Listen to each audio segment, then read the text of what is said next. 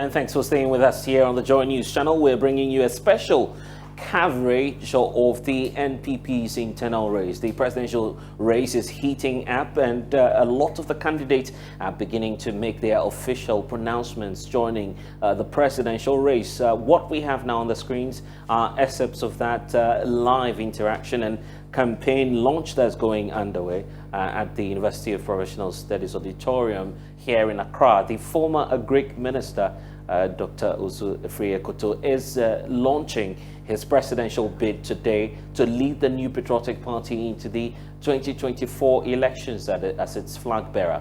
We're listening to the event now and get the reasons for which he's running the race. Speaker of this moment, Honorable Dr. Owusu Afriyie Akoto.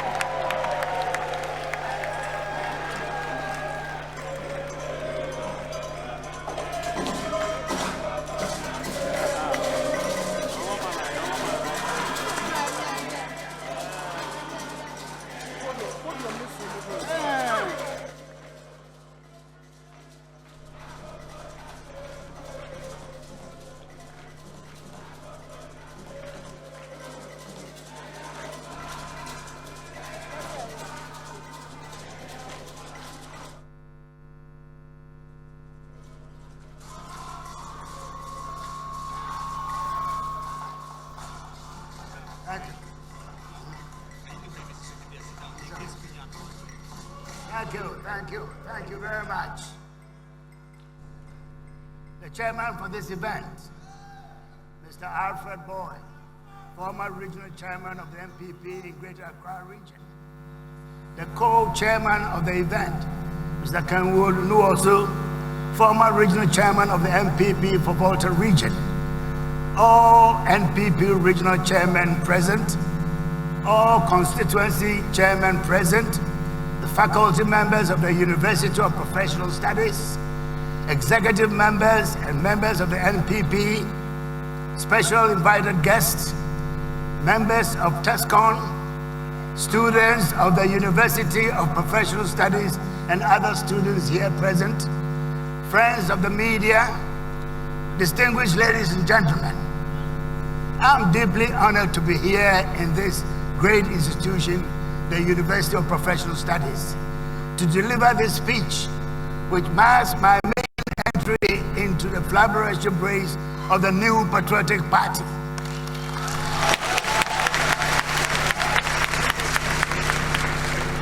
The topic for today's lecture is the future of the economy of Ghana, transforming agriculture for the prosperity of all of us.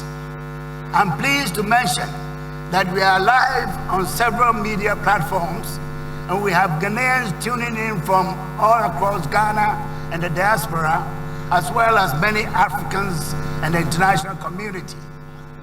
I thank the University of Professional Studies for providing this platform for this maiden event of mine. When I began my journey into politics in Ghana in 1990, with the formation of the United Kingdom branch of the Dankwa Buzia Club, with stalwarts like the late Mr. J.H. Mensah, did I know that one day I will be contesting for the highest position of the New Patriotic Party.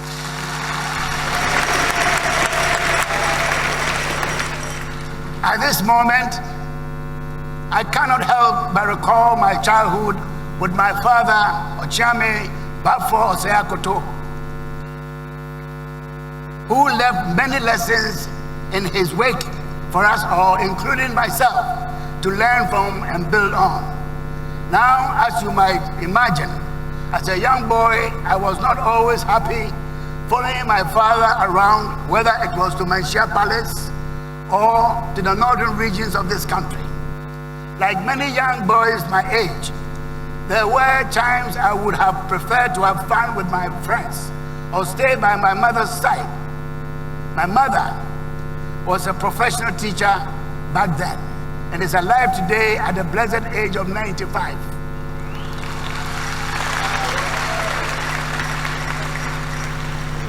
Watching my father's commitment to the public service, both as a traditional leader and a modern political leader at the time, defined the key moments in my life as I grew up.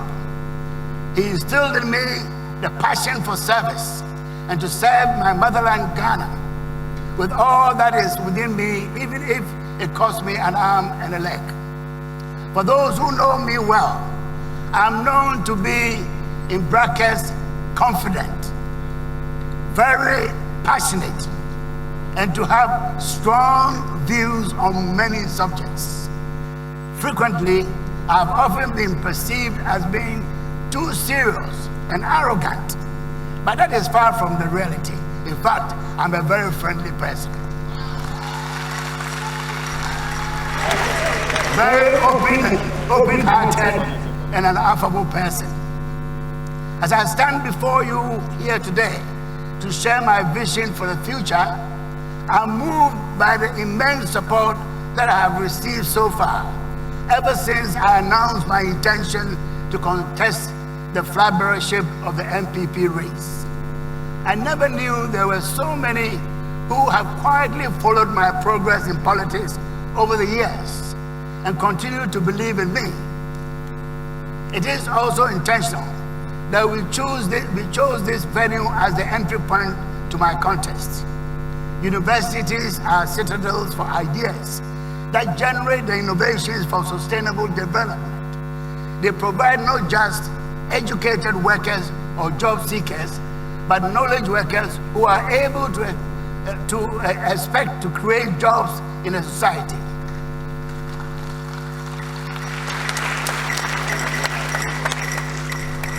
The future of Ghana depends on you, students. Dear students, what you are learning in your various academic pursuits today will determine whether we as a nation can meet our greatest challenges in the future. We need every single one of you to develop your talents, skills, and your intellect so you can help us, the older ones, to solve our problem. The nation's most difficult problems are here with us. I strongly believe agriculture will lift Ghana out of poverty and assure us not only of food and nutrition security, but also generate the necessary resources for the development of the other sectors, including industry, health, education, and infrastructure in the medium to long term.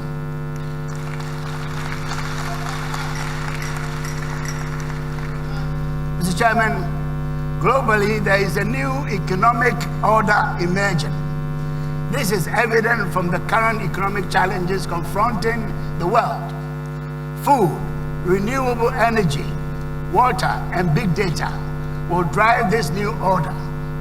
Africa, and for that matter, Ghana, has the potential to lead this new order by strengthening all sectors of the economy and transforming agriculture sustainably to feed and enrich its people, whilst contributing to the food and nutrition needs of the 9.7 billion people by 2050, as estimated by the United Nations Population Fund.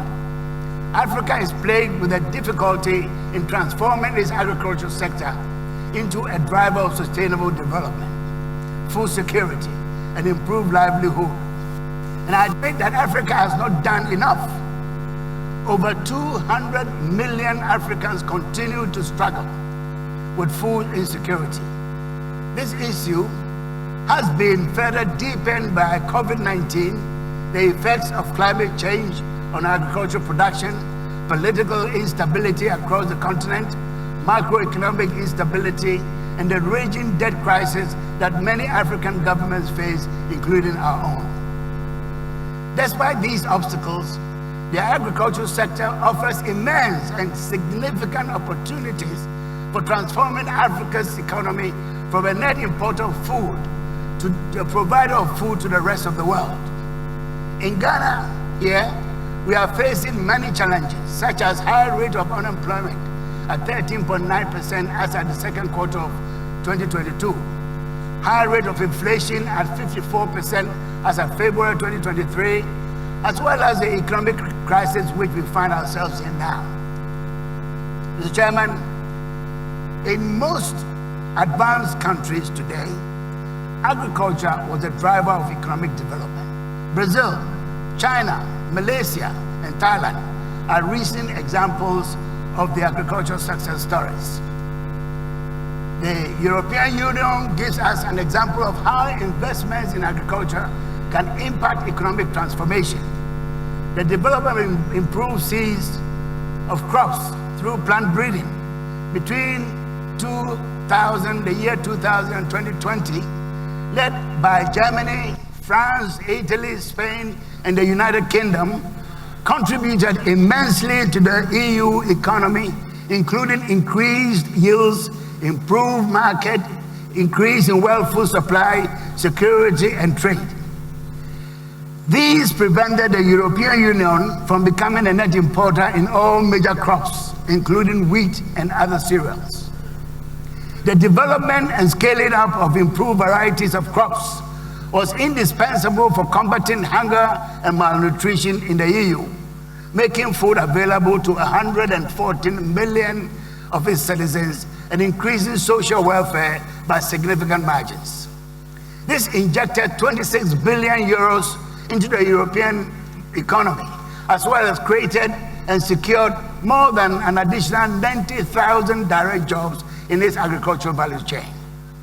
Mr. Chairman, Ghana's dream of using agriculture as a driver for economic development can be traced back as far as the 1920s, when the then governor, Gordon Gajesbet, made pronouncement backed by initial investment to make agriculture work. Successive governments since then have made various attempts towards agricultural development in this direction. Yet, there has been inadequate commitment to full agricultural transformation. However, as the immediate past Minister for Food and Agriculture, I am confident that the Akufo-Addo government has laid a solid foundation upon which a thriving, sustainable agriculture can be built in all the coming years. Mr. Chairman, may I seek your indulgence to present to this audience the foundations that have been laid under my watch in the 6 years of my stewardship of the Ministry of Food and Agriculture. Food security. The government made significant investment in farm inputs in order to increase agricultural productivity, to raise incomes of farmers, and to achieve national food security. The Ministry of Food and Agriculture procured and distributed a total of 1.4 million metric tons of fertilizer and 93,192 metric tons of improved seeds, which were distributed to over 1.7 million farmers from 2017 to 2021.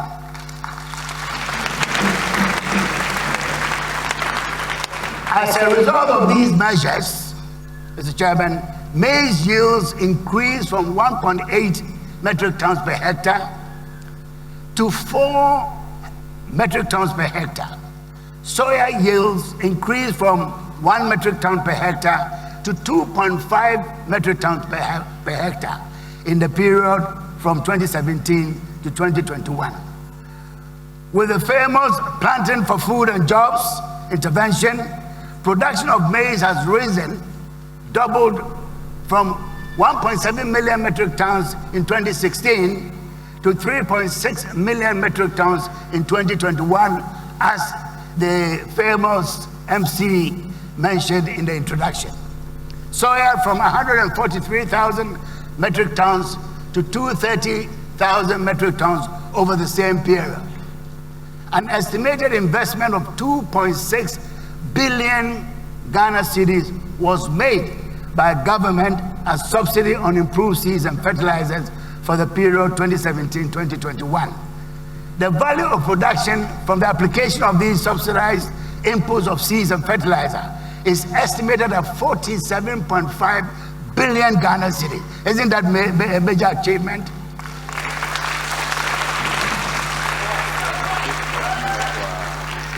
If I took 2.6 cedis from government to subsidize fertilizer and seeds to farmers, and they gave me 47.5 cedis. I mean, I think that all banks should be giving me money to develop agriculture. This is a huge economic rate of return on public expenditure on the farm subsidy program. In 2017, 202,000 farmers benefited from Planting for Food and Job Subsidy program. By 2021, the beneficiaries had grown to 1.7 million farmers. Out of a total farmer population of 3.1 million in Ghana, as captured by the Agricultural Census in 2018, which I conducted, the first in 38 years.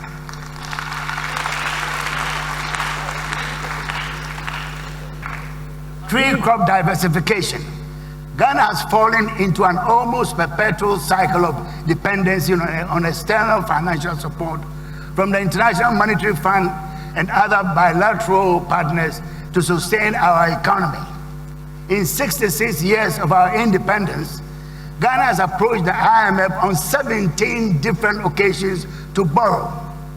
The lesson from our journey with the IMF and the bilateral donors is indicative of the urgent need to expand the export earning capacity of the economy of Ghana. In the short to medium term, only the agricultural sector can establish that capacity to achieve sustained rapid economic growth. I strongly believe that prioritizing agriculture is a sure way for achieving the accelerated growth needed in other sectors of the economy and creating the much needed jobs for our people, especially the youth. During my tenure as the Minister for Food and Agriculture, I initiated the establishment of the Tree Crop Development Authority under an Act of Parliament, Act 1010, in the year 2019.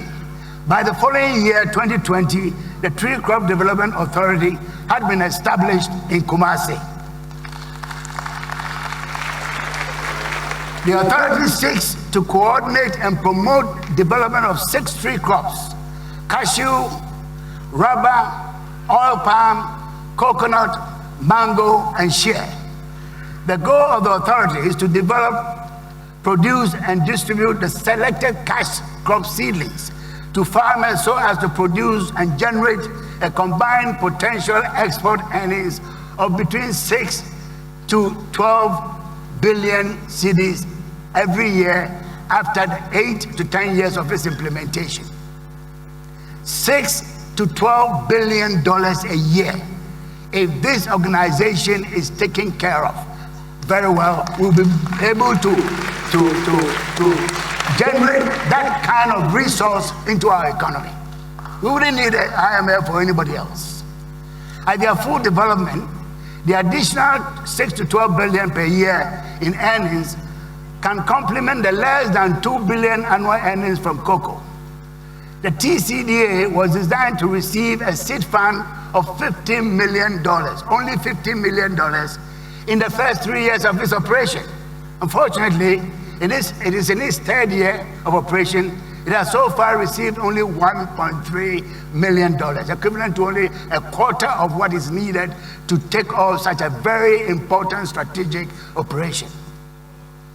By prioritizing the tree crop subsector, we would have weaned off our financial dependency on the IMF and other bilateral donors. If we had started this journey decades ago, we would have been reaping the economic benefit for the prosperity of all. In Côte d'Ivoire, total annual export earnings from 5 cash crops: cashew, cocoa, coffee, rubber, and palm oil, fetches that economy some $8 billion every year, compared to the less than $2 billion that we do in Ghana. Côte d'Ivoire, which started this program decades ago, has been enjoying these economic benefits of tree crops all these years. Cocoa. In addition, the National Cocoa Rehabilitation Program has been designed to renew the productive capacity of the cocoa industry.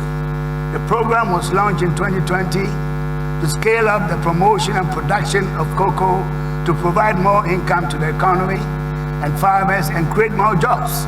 As a result of the success of the program, thousands of farmers who had abandoned their cocoa farms due to the devastating effects of the cocoa swollen shoot virus disease have returned to their farms. And I've visited a lot of such farms in Western North region, around Serioso, Asawenso, and other places. And you'll be delighted to see the results after only 2.5 years of implementation.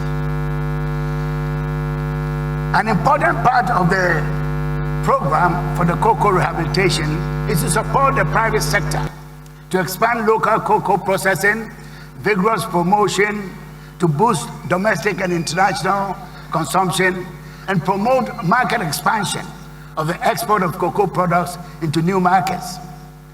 The National Cocoa Rehabilitation Program, when fully implemented, will generate more foreign exchange earnings from cocoa. Horticultural development through greenhouse production. Mr. Chairman, during my time as Minister of Agriculture, I implemented the construction of 3 greenhouse training centers with an attached commercial unit at Dawinya here in Greater Accra, Akomadan in Ashanti region, and Bogiase in the Central region for training.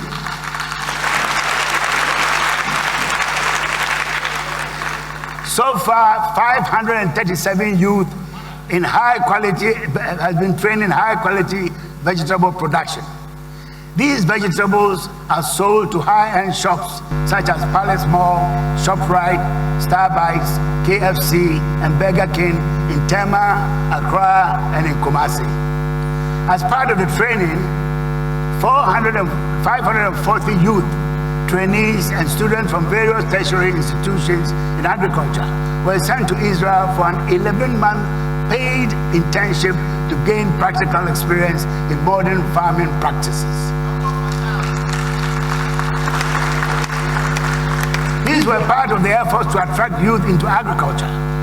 The returnees from Israel are assisted to set up their own farm enterprises, rearing for food and jobs. The promotion of protein in the diet of Ghanaians is critical to the health of the nation. The livestock subsector plays a significant role in the provision of proteins in our food. There's a plan at the ministry to create a poultry development authority to promote the industry. Under my watch, the veterinary services have seen substantial improvements. We have installed new laboratories, re-equipped old ones, and recruited 500 additional veterinary personnel. We have also encouraged and supported local meat processing and substantially expanded soya bean production, all to support the livestock industry. Nevertheless, Ghana's poultry industry still faces very serious challenges. Key amongst them is the high cost of feed and the high importation of poultry products onto our market. There is a double-edged solution to this. The first is to regulate the importation of chicken and other meat products into the country, and secondly, to address the cost of feed. This will be tackled as a major responsibility of the incoming Grains Development Authority, which I will speak on later. As part of its responsibilities, the Grains Development Authority will purchase grains at the time of the harvest when the prices are low, store the grains, and release them to the poultry farmers and other stakeholders during the dry season when prices are very high. In addition, when seasonal prices rise, various interventions have been made to increase production in the other areas of livestock. Agricultural mechanization. The ministry since 2017 have received and distributed a total of 12,200 pieces of agricultural machinery and equipment from Brazil, Czech Republic, and China at 40% subsidy to the farmers. The machinery includes tractors, harvesters, irrigation equipment, food processing, and post-harvest management equipment. Additionally, a tractor assembly plant is being established near Owusu in Ashanti region. Processes have been concluded with the Exim Bank of India to provide a facility to import $150 million worth of farm and agro-processing machinery. Shipments are expected in Ghana in the course of this year, 2023. Of the machinery so far received, 32 district assemblies and selected private sector operators have benefited from a scheme to create agricultural mechanization centers to provide hiring services to both the small and the large-scale farmers. Mr. Chairman, in addition to the 5 modules of the Planting for Food and Jobs discussed above, I led the creation of institutions to drive the gains made so far. Apart from the Tree Crop Development Authority, the institutions are as follows. Grains Development Authority, irrespective of limited resources and global crises such as COVID, climate change, amongst others, under my leadership of the sector, Ghana has improved its food security index and made food available to all year round. The country has also been transformed into the breadbasket of West Africa, maintaining self-sufficiency in our stable crops. This is a practical example of agriculture providing resilience to the Ghanaian economy.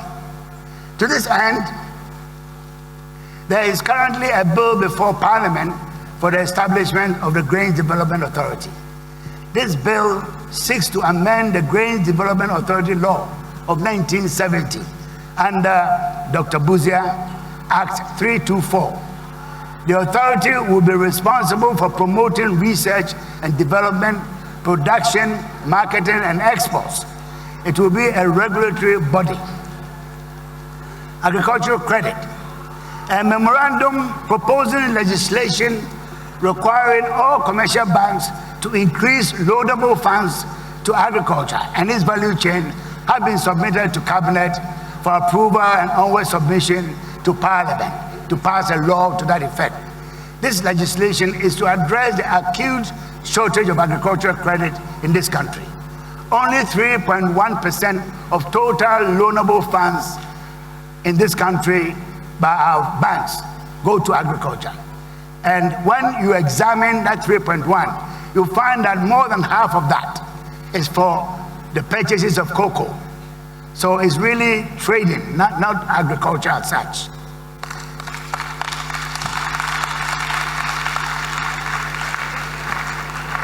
Also in the pipeline are draft cabinet memoranda for the establishment of the Horticultural Development Authority and the Poultry Development Authority. Mr. Chairman, I'm aware of the government, quote, government is too big mantra, but we should not forget how institutions like Cocoa Board have served this country so well. These new commodity institutions,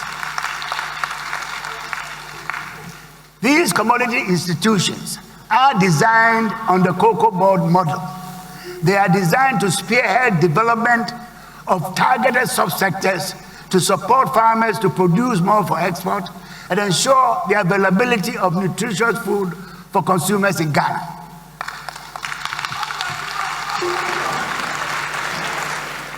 Women in agriculture. Mr. Chairman, the global and national goal to achieve equality, equity, and inclusion for all women is a critical step for the economic empowerment of all women.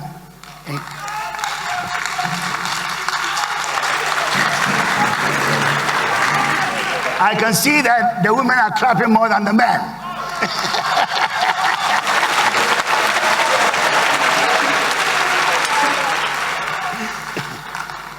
The contribution of women in agriculture is extensive and includes the roles of providing labor for weeding, planting, harvesting, and processing, accounting for over 70% of food crop production in this country. Now I see the balance between the men and the women clapping. Yet, many women across the country involved in farming are plagued with issues of illiteracy, lack of knowledge or appreciation of technology, land acquisition and ownership issues, amongst many others. If these issues were addressed, productivity would be increased significantly to the benefit of all of us. Now, I want to share some personal experiences that I've had in the 6 years of my stewardship of the ministry. During my time as minister, I have traveled extensively across the country and learned important lessons on the fields of the farmers. I'll share a few with you. In a small village in the Volta region in 2018, I met a widow, Mawena, who grows maize, okra, garden eggs, and pepper to sell.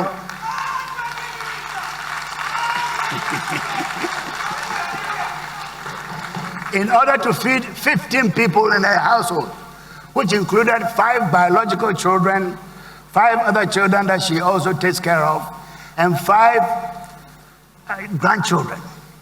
I learned from Mawena that all she needed was a supply of improved seeds and some basic technology to triple her yields on the same size farm that she'd been operating for years. In moving forward, we must engage to create commonwealth that sees to the needs of the common people. There's a need for a new innovative business model, value addition, productive stakeholder engagement, including the youth, smallholder farmers, and large-scale farmers, all in agribusiness for adequate and affordable food and high-value export to fully benefit the gains from the sector.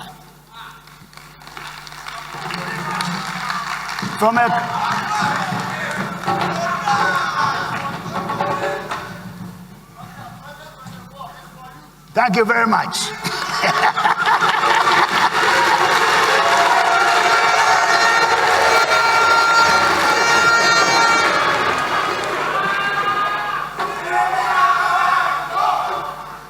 Thank you. Thank you. Thank you. From a conversation I picked up with Yawadu, a tomato farmer in Akumadan in Offensive District, lack of basic literacy skills results in making of poor farming decisions, which eventually affects his yield and profit.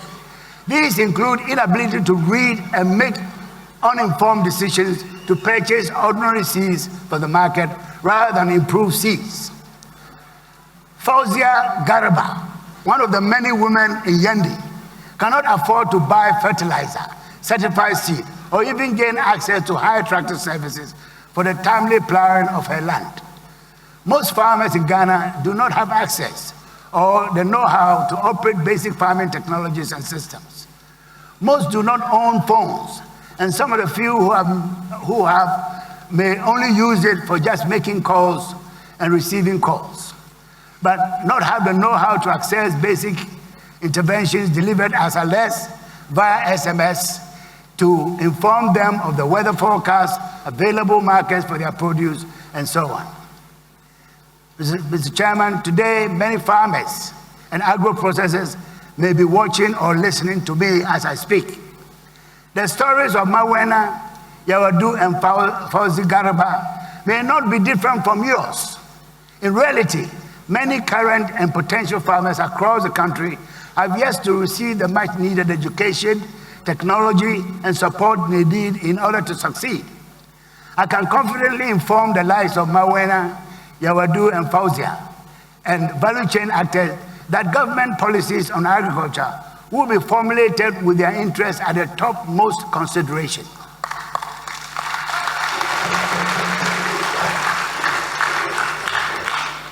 On the other side, there are stories to celebrate. At an Nigeria Farmers Forum, I encountered a female farmer who said this at the forum, and I quote her, "Honorable, in the past, farming was exclusively the exclusive domain of illiterates like us. But now one finds all kinds of professionals, including mechanics, teachers, nurses, doctors, and lawyers who have taken over our work." This is a clear manifestation of how planting for food and jobs has attracted professionals to farming.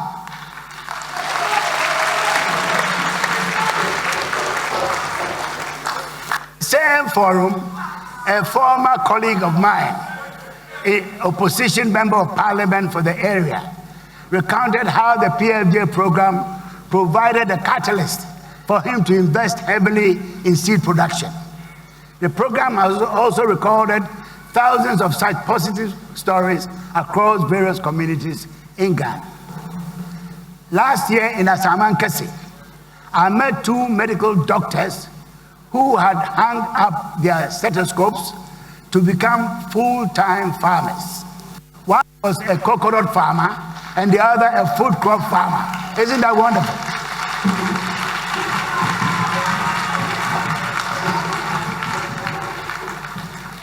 I cannot end my stories without sharing one also personal experiences with the king of Mamprusi, the Nairi, who has been a farmer all his life. In December 2019, just before the COVID hit, when I visited his palace in Nalerigu, he was full of praises for PFJ. He informed me that for the first time in his community, stocks of new maize which were being harvested at the time of my visit had been brought into his barn when old stocks from the previous year, 2018, were still available. In previous years, that wasn't the case.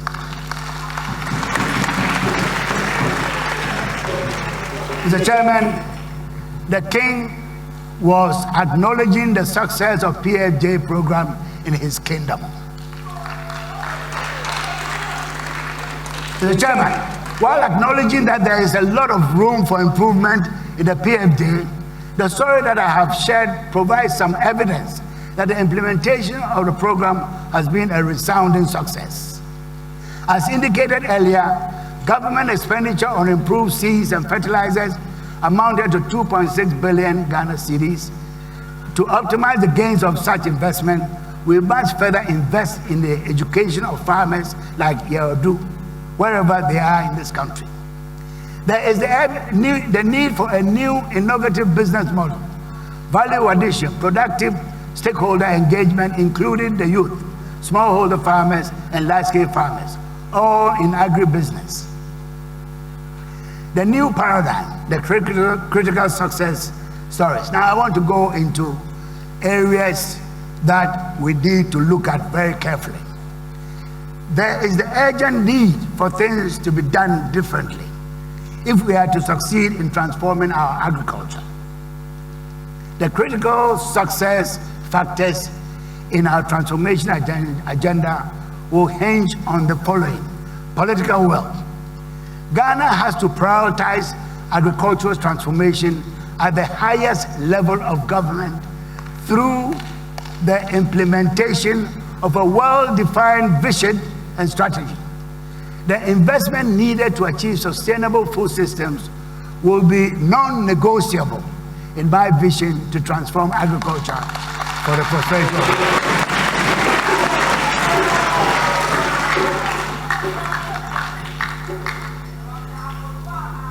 The first Prime Minister of India, Jawaharlal Nehru, once said, and I quote him, "Everything can wait, but not agriculture," unquote. Everything can wait, but not agriculture, unquote. Governance structure. In addition to the economic management team headed by the Vice President, there shall be a newly created agricultural management team chaired by the President himself to drive agricultural development. The AMT shall comprise 7 agri-related ministries, namely Food and Agriculture, Finance, Trade and Industry, Lands and Natural Resources, Transport, Local Government and Rural Development, and Environment, Science, Technology and Innovation.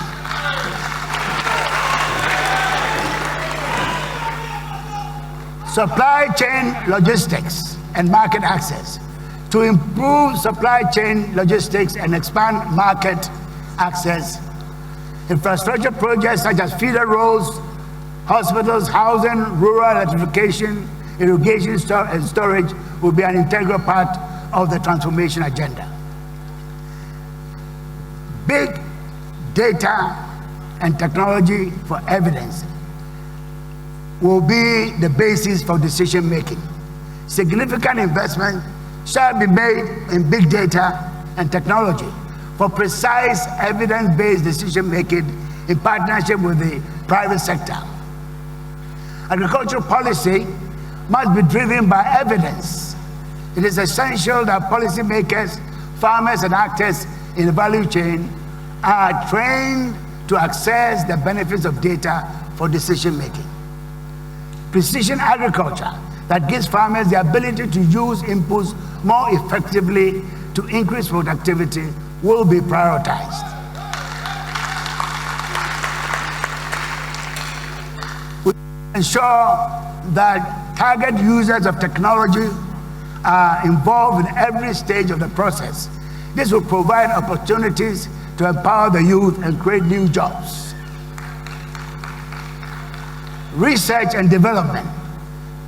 I shall appropriately fund the research endeavors of the diverse National Agricultural Research Institutes, including the universities, in areas such as agronomy, extension, plant breeding, integrated soil fertility, integrated pest and disease control, post-harvest management, and climate-smart technologies. We need to curb the effects of climate change and sustain yields in farmers' fields. We must grow crops that are resilient to withstand drought, heavy rains, and heat. Sustainable investment in science, technology, and innovation in agricultural development will offer prosperity to all of us, including smallholder farmers. I shall establish an appropriate regulatory framework to leverage private sector investment across all sectors and promote the efficient distribution of agro inputs. In addition, the regulatory framework will seek to develop platforms for agricultural innovations, output market structures, and incentives that allow for the full realization of the value of increased production. A well-funded and competitive private sector can manage and allocate skill and capital to scale up agro-processing, value addition, and drive long-term sustainable agribusinesses for job creation. A comprehensive strategy will be adopted to develop the human capital needed to take innovations to scale along the entire agricultural commodity chain. This will include farmer field schools, demonstration plots, development of agro-traders, training of agricultural extension agents, and value chain actors to improve efficiency. We shall also support social development programs aimed at reducing illiteracy among rural households and farmers to increase adoption of new technology. We shall develop curricula in our educational system that shall equip students with a mindset, knowledge, and skills for agricultural education.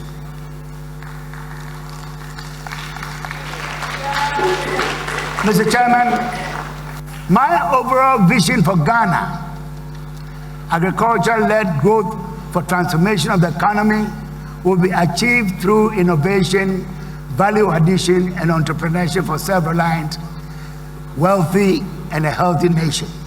In the next 7 years, the population of Ghana is expected to increase by 5 million people. There will be more mouths to feed amidst global economic and health crises, conflicts, and an ever-changing environmental climate and other threats. It is imperative that we use science, technology, and innovation to accelerate the growth of agriculture.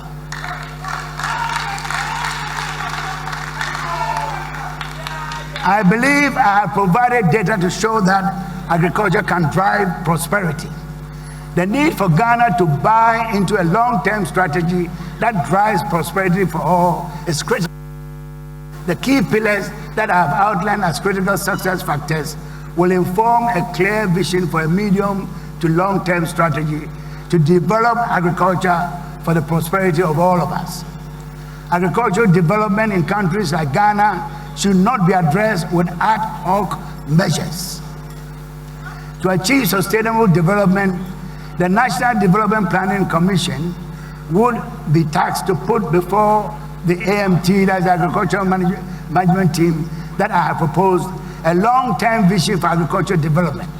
What I shall do is to take full responsibility for the agricultural transformation agenda in Ghana and ensure that we prosecute a long-term strategy for agricultural development backed by required necessary public resources.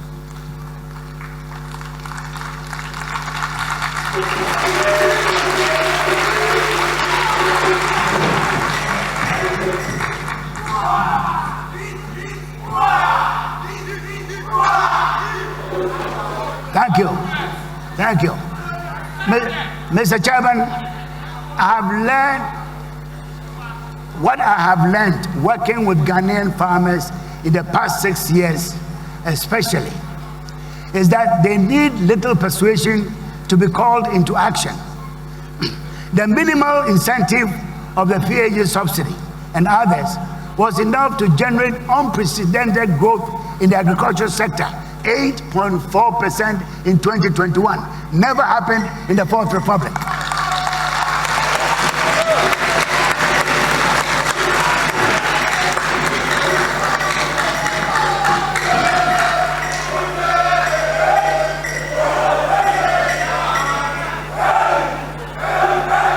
Thank you.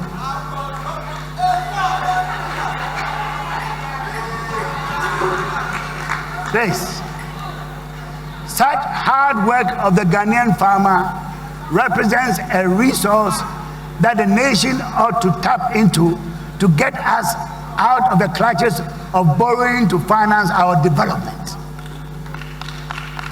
I'm appealing to all of us that we go back to the land, because it is the land that bears civilization on earth, and it is how we use our God-given land that will take us to the status of the first world that we all wish to become.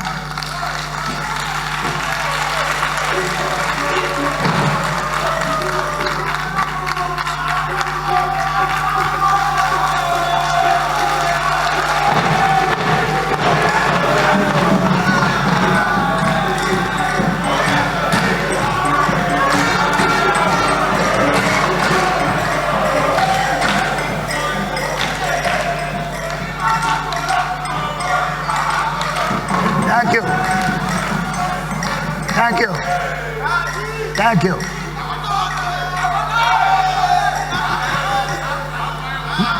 Mr. Chairman, I must reiterate here that agriculture is a means to our end.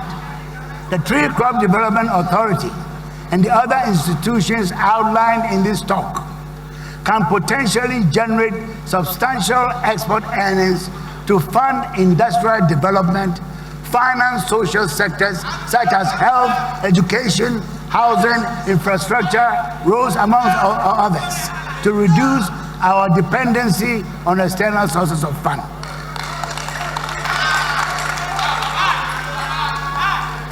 We have hope in this country. We can build the Ghana we want through agriculture. I thank you all for your kind attention.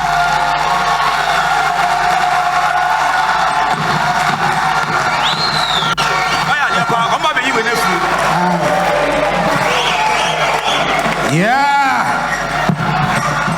Yes. Yes. The standing ovation is appropriate. Yes. Thank you. Thank you, Doctor. Thank you. Thank you. Thank you. This is the future of Ghana's economy. Thank you. Perfect delivery. Excellent presentation. And this is the future of Ghana's economy. A lecture delivered by Honorable Dr. Owusu Afriyie Akoto. We thank you. Thank you. Shall we all take our seats? Thank you. Thank you. Shall we observe some silence here? Yeah, okay. All right. It's okay. All right. Too much noise, please.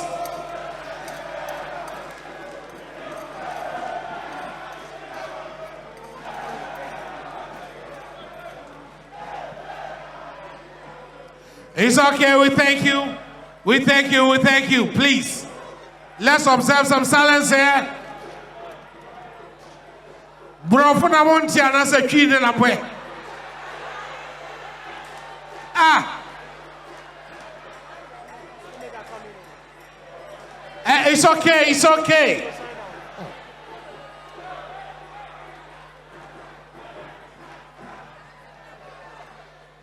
Sike dada ya. Yam for being home. Distinguished ladies and gentlemen, another round of applause for our distinguished speaker, Honorable Dr. Owusu Afriyie Akoto. Would you say it was a State of the Nation address in 2025? What we observe here is similar to State of the Nation address in 2025.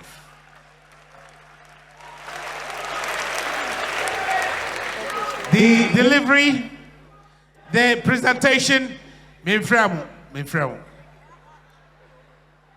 delivery, the presentation, indeed, the analysis are all on point.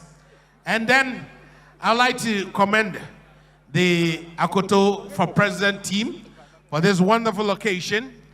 This organization has been put together by the National Coordinator of Akoto for President 2024 team, the leadership of Peter Otin Dako. Thank you so much, Peter Otin Dako, for this colorful event. And of course, my friend, Redwine Issa Alasa, aka Khalifa. Thank you so much for your support. And of course, my big boss, Mr. Sasu Mensah, head of the organization. Thank you, Sasu. Thank you. Thank you. Now, Dr. Akoto kept referring to Mr. Chairman. And indeed, we have Mr. Chairman here. But before I introduce our chairman, this is a colorful presentation. This is an excellent presentation. And I'd like to invite my sweet sister, the queen of poetry, the queen of spoken word, Aku Sika Frimpoma, for an excellent poetry in honor of Dr. Akoto.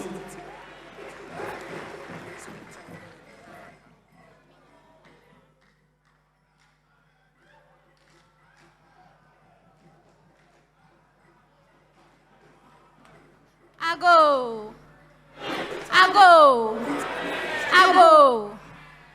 Adawro tonton sansai.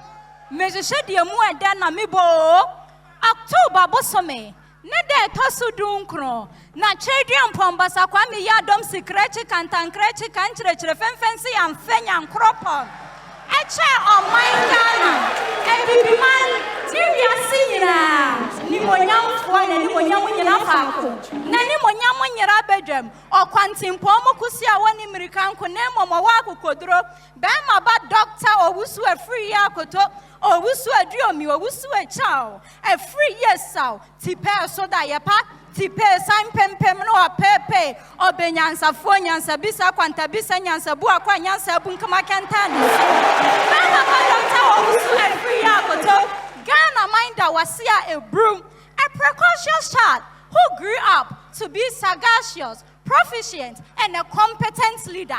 Dr. Owusu Afriyie Akoto is a great leader, a warrior who recoils before he attacks. His real qualities shows in his actions. Dr. Owusu Afriyie Akoto many wobedi adansia se onkasa bebre wachre yen se sebiebru sebiekranto enkure hunu ene yedede. He is not a verbose and a prolix. No, Dr. Owusu Afriyie Akoto, he doesn't babble, prattle, and gabble.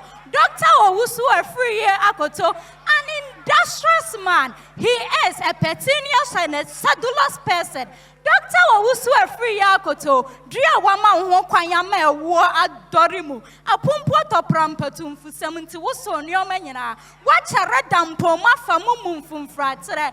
Dr. Owusu Afriyie Akoto, an assiduous person who worked as an economist, senior economist, principal economist, chief economic advisor over 18 years at the United Nations Coffee Organizations. And so he worked as a consultant at the World Bank and United Nations on soft commodities. Dr. Owusu Afriyie Akoto, 2008 to 2016, he became the Member of Parliament for Kwadaso, Asante Mantemo. 2017, he was appointed as the Minister for Food and Agriculture. Natapuo, Wachrena Batuo. Dr. Owusu Afriyie Akoto Nyansanie, Benyansafo Nimdifo, a break of the 19 Twayem Pofrimu, na Amaya Kasiampa Yahuano, no more Shoshia Setetato, they were dying out of anger, famine, starvation. Nayen, Yaya said the cat on a hot tin roof, perturbed and disturbed. We were even melancholy. Otrayan said Debbie, or free the agriculture home. Otrayan said Debbie, Major and Dr. Bafwa was saying Akoto Yamen Fane Crency. I say Yatatemi will create Yomu, Yatatemi will create Yomu, Onyina Sunset Dipame, Benyansa for Dr. Owusu Afriyie Akoto, Sukonko, Yenshiawa Anka Edidie, Eboyen. Dr. Owusu Afriyie Akoto, Ekoma ya friend Sekom, Wama ebi ande Ghana for Onka Binshe Mumpono, na yejina wokwanyano, Edi Adriani Bom Amawa, Reina ya friend say the competent leader, the crackerjack and expert person. Dr. Owusu Afriyie Akoto, Ghana my Edawase. You are like the great hornbill, hen rises, the smaller hornbills bow down in respect. Dr. Owusu Afriyie Akoto, warrior kokono, oka so very chirembre kukua, chinja for and why. Wana warrior koto, wasa wabara kura, chinja for and why. Dr. Owusu Afriyie Akoto, Mr. Watapu, Achra Wabatuo, Diofru Diapa and the piano, Asante Minda wase, Ghana Minda wase. NPP Abinda wase, Bibi Mantam Yinada wase, Yasin Yana Ada wase, watch Yansa no Kwasem, we dikam for papa. Dr. Owusu Afriyie Akoto, Onyankuru Ponche Driam Pombasa Kwame Yadom, Ota Wechia, Piao, Manuesi, Medamas.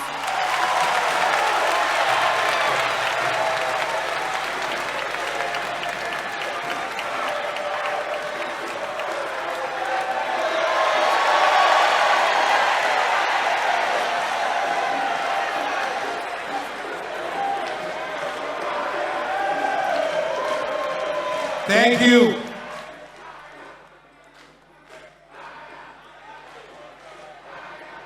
All right. Thank you. Akushika Fripoma.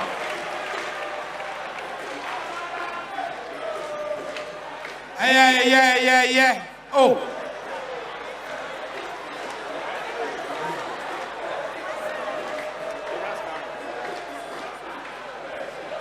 Sasu, you brought them here.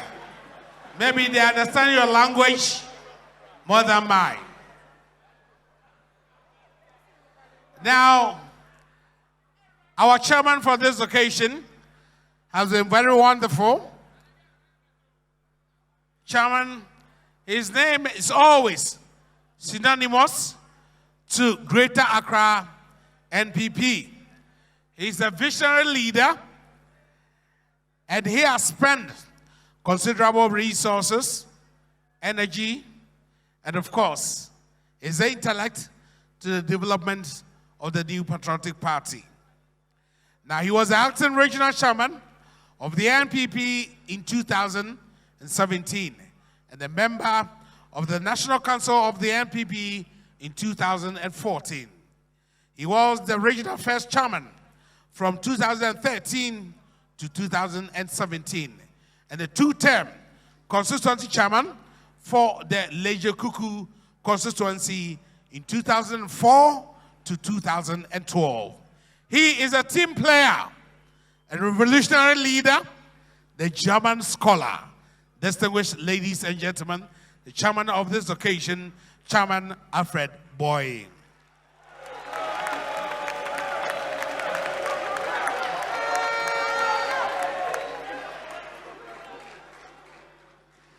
Chairman will give us the closing remarks. No, now. Co-chairing this event is also an agriculturist.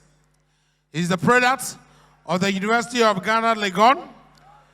He holds a professional certificate in corporate strategy. He obtained that in GIMPA. He holds professional certificates of execution management from NDPI. He's a foundation member, and as we say, the founding member of the New Patriotic Party. He was one time the regional youth organizer of the NPP, one-time regional secretary of the NPP, one-time regional vice chairman of the NPP, and the three-time regional chairman of the Volta region from 2001 to 2013. National Council member 2006 to 2013. He's a member National Disciplinary Committee from 2009 to 2018.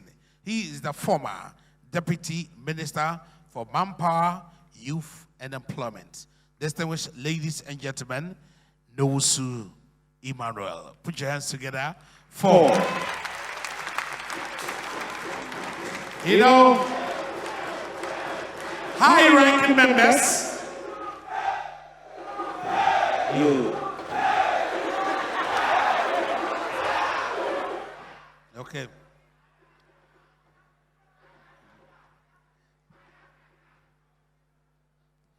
All right, thank you so much. And I'd like to recognize the presence of Professor Emmanuel Selassie Asamoah. He is the Dean of Communication Studies right here, UPSA. Put your hands together for Professor Emmanuel Selassie Asamoah. We thank you so much. And as I indicated earlier on, I have seen several familiar faces, especially my former MP, Ablekuma North constituency here in the Greater Accra region, Honorable Justice Joe Appiah. Thank you together for Honorable Justice Joe Appiah. They call it they do? Okay. And I appreciate the presence of the family members of Honorable Dr. Owusu Afriyie Akoto. All the family members, if you are here, can you give us a wave? All the family members here. Thank you for your support. Thank you so much for your support. Yes, Bafo Akoto, yes, the national icon, and of course the royal patriot, Bafo Akoto. We will now enjoy a documentary which has been put together by the campaign team to highlight some of the achievements of Honorable Dr. Owusu Afriyie Akoto. Shall we enjoy the documentary?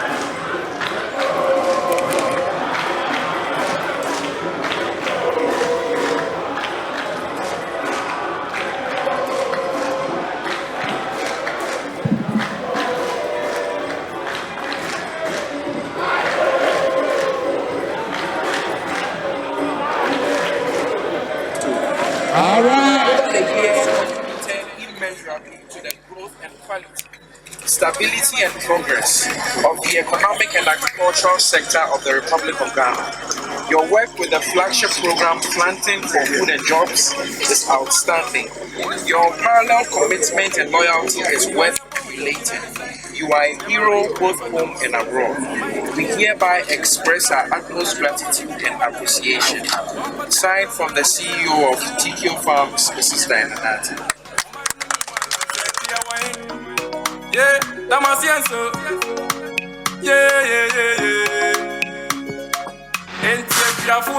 Dr. Afriyie Akoto is a visionary leader who is not afraid of getting his hands dirty. The many transformations seen in Ghana's agricultural sector are testimonies of his leadership style. Ghana became the breadbasket of West Africa through the introduction and implementation of government's popular and transformational agricultural flagship program, Planting for Food and Jobs, PFJ.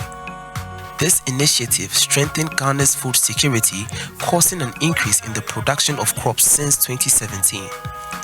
Out of a 2.6 billion cedis invested in PFJ, the program generated 50 billion cedis worth of farm produce for Ghana.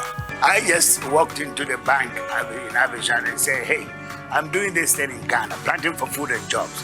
Come and see, this is all government of Ghana money that we are using to do it.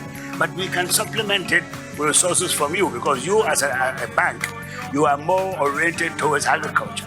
And they sent the team here, and within 1 year, they've gone through all the systems, including approval by their board, and we're out in the field. It was a record. It's never happened. Dear me catcher, Nanado Nana by say, get done as what this program with your brain. What so mamaya, etimia the pamaya, so yet do home fast.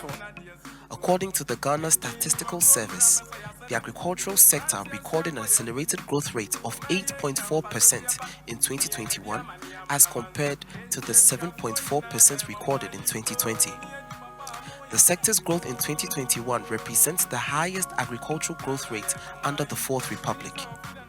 In 2019, Ghana was ranked 4th on the African continent by the Economic Intelligence Unit, EIU, in its Global Food Security Index, GFSI.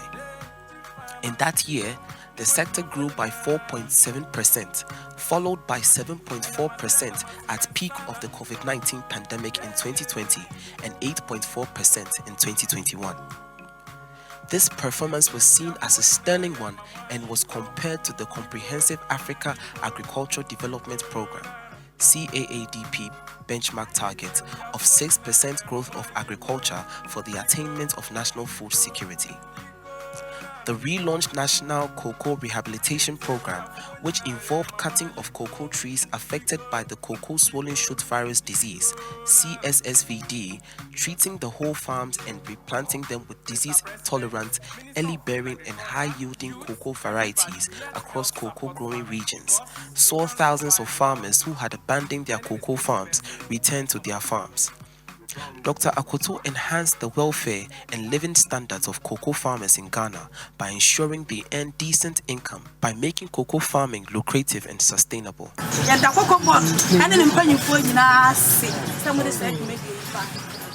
During his time at the ministry, the Ghana-Israel Youth Exchange Program was introduced, seeing over 200 students from various agricultural colleges and universities travel to Israel for 11 months intensive and practical agricultural training to acquire knowledge of the Israeli agricultural system aimed at broadening their knowledge and skills in agricultural production. We congratulate the government and the Minister of Agriculture for giving us this massive opportunity to travel to Israel to expand our knowledge in terms of agriculture. So we thank them so much for the opportunity. The implementation of the construction of 3 greenhouse training centers with an attached commercial unit at Dowinya, Akumedan, and Bodriase saw the training of young men and women in high-quality vegetable production for consumption. These vegetables are sold to high-end shops such as Palace Mall, ShopRite, Starbite, KFC, and Burger King in Tema, Accra, and Kumasi. In 2020, an Act of Parliament established the Tree Crop Development Authority to coordinate and promote the development of 6 tree crops, namely cashew, rubber, oil palm, coconut, mango, and shea, under the stewardship of Dr. Akoto. At full development, these selected crops have the combined potential of generating an additional $12 billion per annum to supplement the annual $2 billion from cocoa. Prior to Dr. Akoto's resignation in January this year, he initiated a bill in Parliament for the establishment of the Grains Development Authority and have already prepared a memorandum for Cabinet consideration of the bill, which will substantially increase loanable funds to agriculture and its value chains. Also, in the pipeline are draft cabinet memoranda for the establishment of the Horticultural Development Authority and Poultry Development Authority. To promote agricultural modernization, Dr. Afriyie Akoto initiated numerous bilateral arrangements that resulted in the importation of assorted agricultural machinery, including tractors, power tillers, planters, threshers, combined harvesters, and handheld equipment for smallholder farmers at a total of over $100 million. These farm equipment and machinery are being sold at a subsidized rate of 40% to farmers and agro-processors to boost production. We find it difficult in terms of farming because right now if you go to Nico, some of the farmers, they find it difficult for even 1 acre. So we told him we are in need of tractor. So he said we should come with an application. So we came with our application, and God be so good. The Party for Food man, who is Honorable Afriyie Akoto, he told us he will do it for us. So we are taking it as a joke just recently, and he called us that we should come. So when we came here, we saw a series of tractors here, and lo and behold, we are able to get some, and it's subsidized. So I'm telling the whole country that it's rare that if you run to the ministry and you have your percentage, the subsidized one, you'll be able to get one to your constituency or you get one to your locality. In the midst of global and local economic challenges alongside rising food prices, in November 2022, Dr. Akoto, in response to the numerous cries and plight of Ghanaians, introduced the PFJ market and the Planting for Food and Jobs policy at the premises of the Ministry of Food and Agriculture to sell food at cheaper prices to Ghanaians.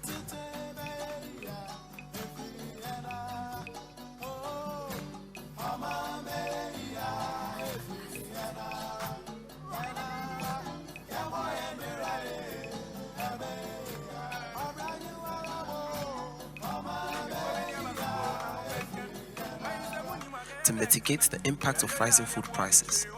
As a result of the success of the project, the initiative was extended to other parts of Accra and the country, including Kumasi, Koforidua, Takoradi, and Cape Coast. My dream is that one day that we turn the whole of the savannah, which is about 2/3 the size of Ghana, into a thriving agricultural edifice which will feed not only West Africa, but will feed Africa as a whole. And I'm very confident that we can do that.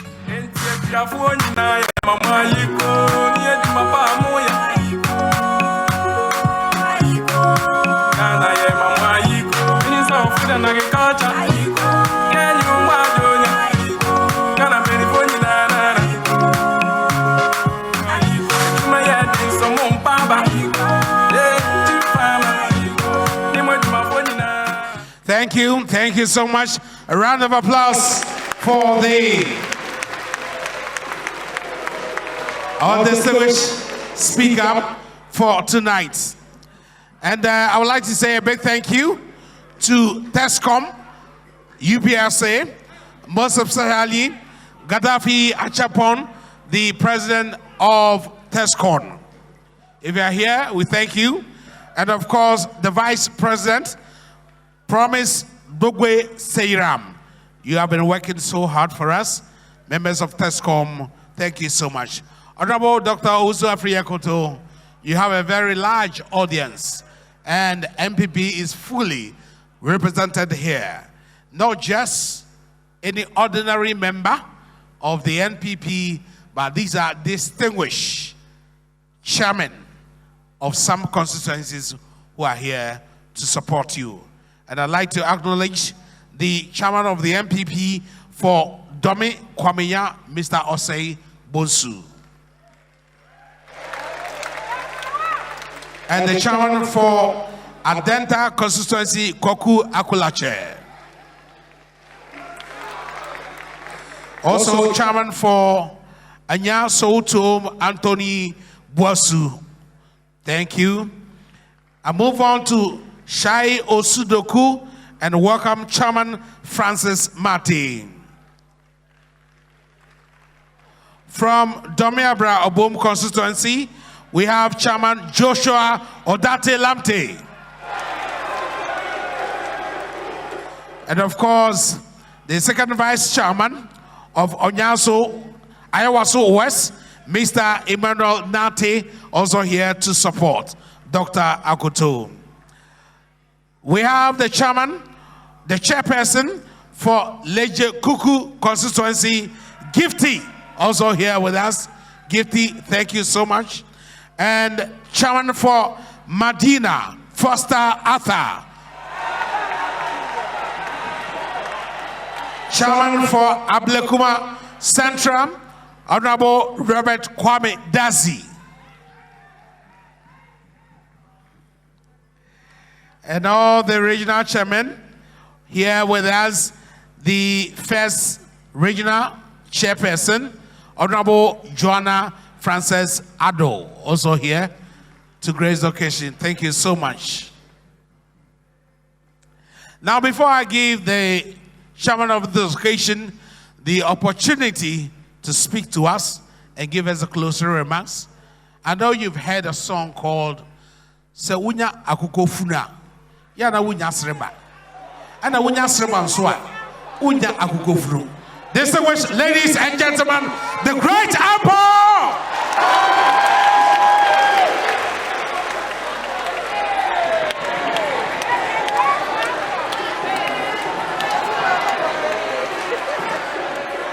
Sabiedi. Yaje Akoto di Sabiedi. Enya na kamenimusa enkonfam na samba. Yewu so baba. Na mi so. Wasa mango fam baba.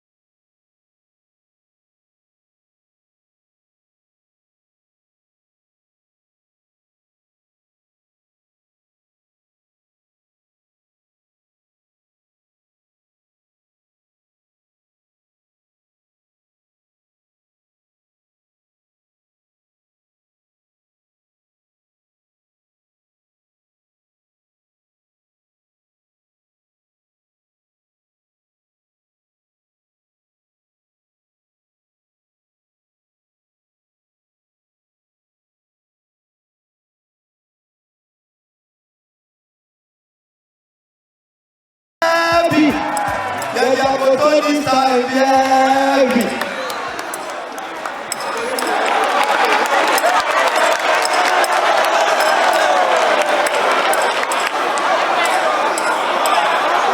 Boy, you the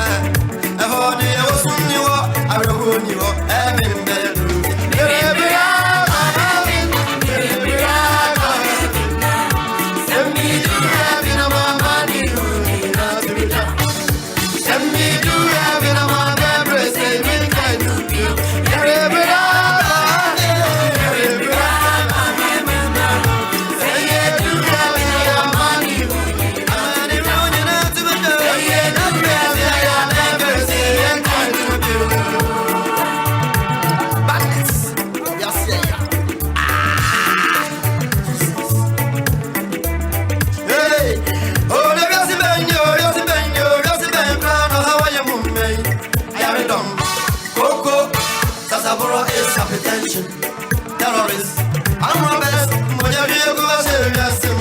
What do you want for Basu? What's in an end crazy?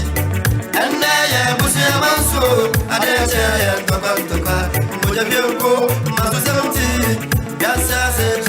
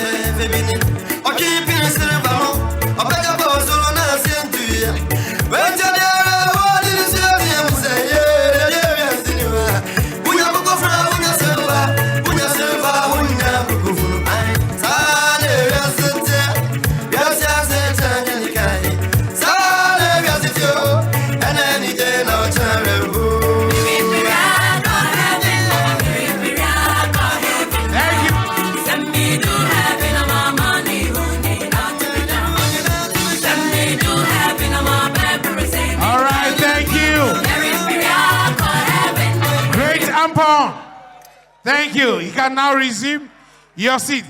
We now have a yeah. It's okay, it's okay.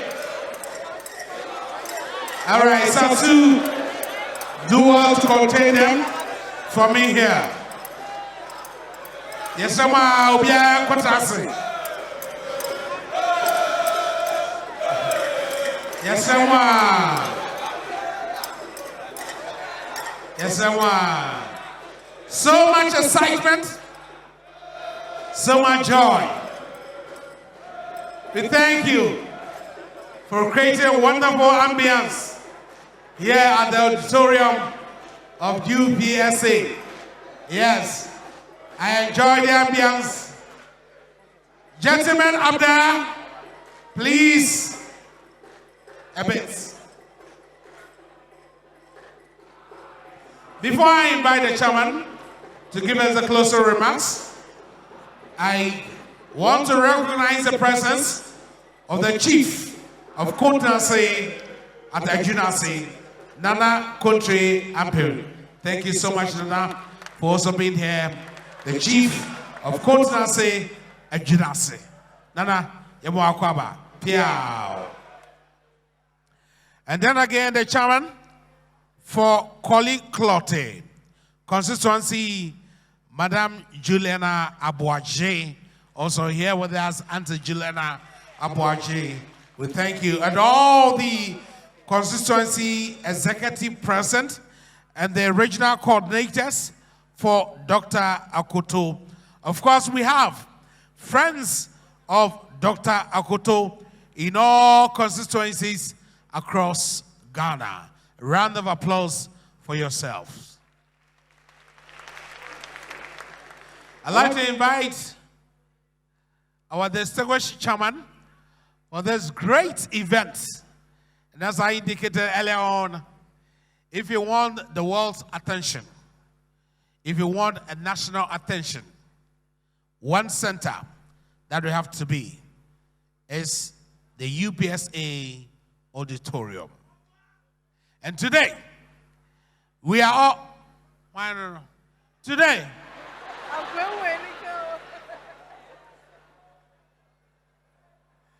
we are all witnesses to this colorful and impressive presentation delivered by our own, the one and only, Honorable Dr. Owusu Afriyie Akoto. It's on these premises that I invite our distinguished chairman to give us the closing remarks. Shall we put our hands together once again for our chairman?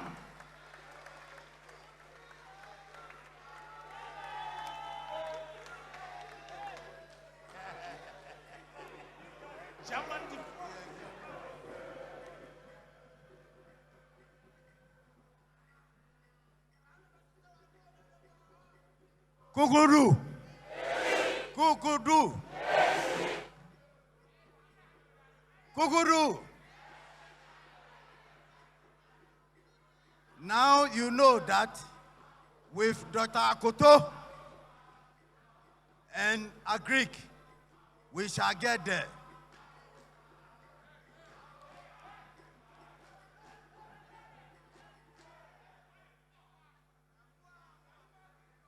Normally, I'm supposed to have spoken with you before Dr. Akoto, but because of our time with the media, I couldn't do that.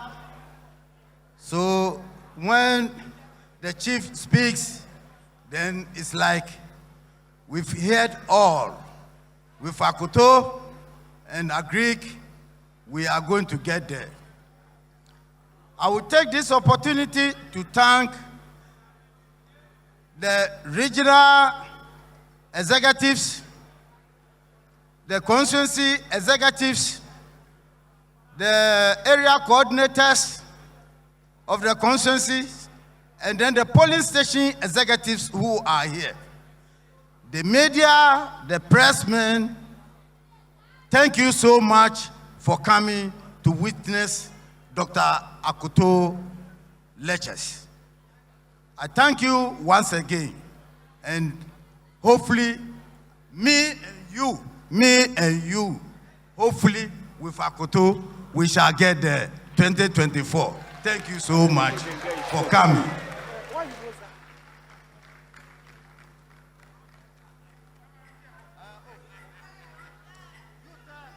You there?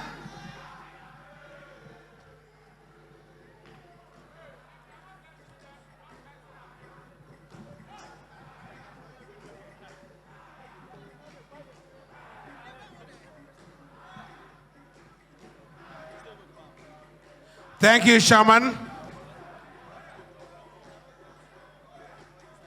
Thank you so much for that wonderful and inspirational words of wisdom. As now,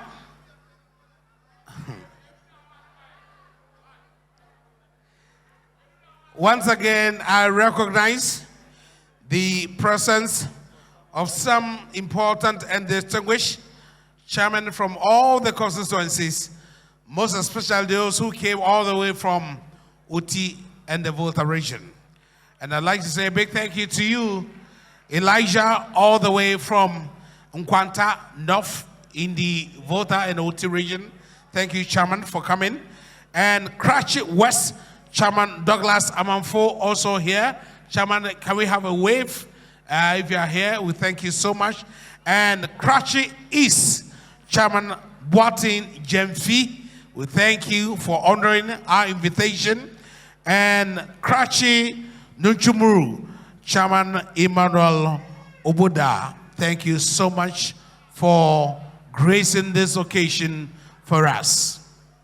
Distinguished ladies and gentlemen, this lecture has been a fulfilling one, an academic one, full of intellectualism. And we say thank you, Honorable Dr. Akoto. And not only that, we know all the things that you've said here. This beautiful presentation will go a long way to reshape the future of this country. We pray that indeed, when you have the mantle, all the things that you've raised here will come into fruition. We are proud of you because we know you will do it and you can do it. Another round of applause for Honorable Dr. Owusu Afriyie Akoto. And I believe that this is just the beginning. This is just the beginning right here from UPSA. Across the country, so those of you in Kumasi, those of you in Tamale, those of you in Takrady, those of you in Ho, Cape Coast, watch out for Dr. Owusu Afriyie Akoto. I would like to invite Peter, small. Now he is the national coordinator for Akoto for President 2024. And I've invited him here to say thank you for this colorful event and to wish you all the best. A round of applause for the national coordinator of Akoto for President 2024. We are coming to the conclusion.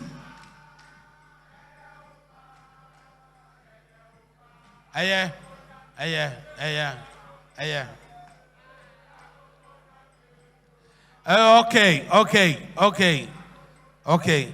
Agro! I want them to respond there. Agro! To say, almost yes, Sano. Nyanka say, Akoto was so trying. Akoto so trying.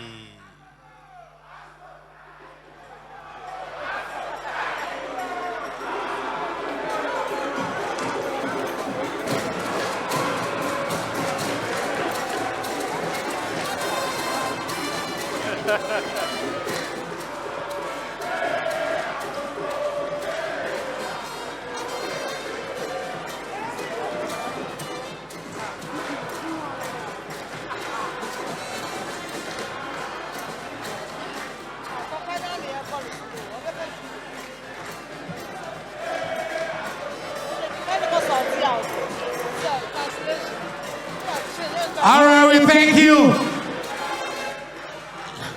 Let's have some silence here as we are about to close this wonderful lecture.